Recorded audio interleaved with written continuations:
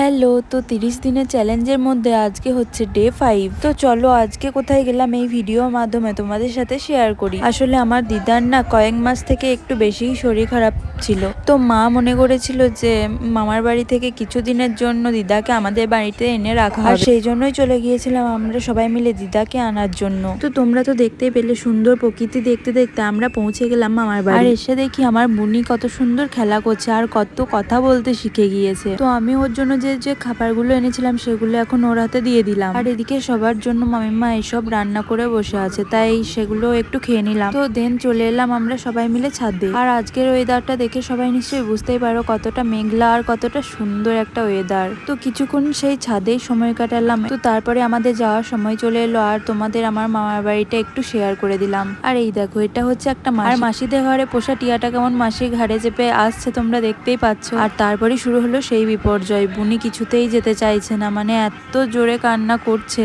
তো বুনিকে দেখে খুব কষ্ট হলেও কিছু করার ছিল না। নেক্সট টাইম আবার চলে আসো। চলো গাইস, টাটা।